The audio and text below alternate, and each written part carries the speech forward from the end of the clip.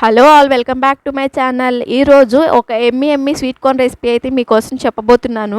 అదేంటంటే white sauce cheesy sweet corn అండి. చాలా బాగుంది, ఒకసారి తప్పకుండా ట్రై చేయండి. మరి ఇది అందరూ తిన్నారో లేదో అయితే నాకైతే తెలియదు, కానీ నేనైతే బయట ఎప్పుడు తినలేదు.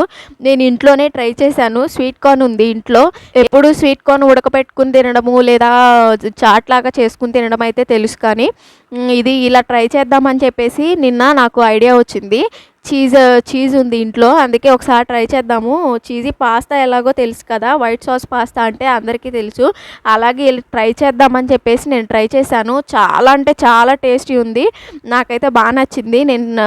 ఆల్రెడీ ఇది నేను ఒకసారి ట్రై చేశాను, ఇది సెకండ్ టైము. అప్పుడైతే చీజ్ వేయలేదు, ఇప్పుడైతే చీజ్ వేసుకుని చేసుకున్నాను. చాలా బాగుంది, అసలు మా పిల్లలు కూడా చాలా ఇష్టంగా తిన్నారు. దీనికోసము మనకి స్వీట్ కార్న్ అనేది మనము ఉడకపెట్టుకుని ఒలిచేసి పెట్టుకోవాలి గింజలు.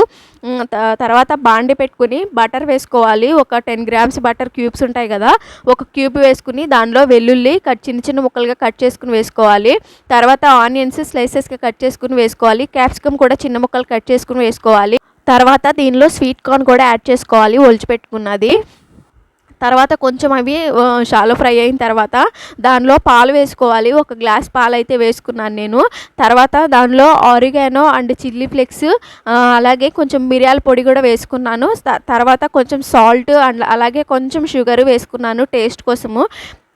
తర్వాత చూసుకుని మనము ఒకవేళ కారం సరిపోతే చిల్లీ ఫ్లేక్స్ కూడా యాడ్ చేసుకోవచ్చు.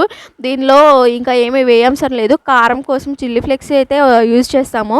తర్వాత చీజ్ క్యూబ్స్ ఉన్నాయి నా దగ్గర, ఒక 2 క్యూబ్స్ అయితే వేసాను నేను, 10 గ్రామ్స్వి.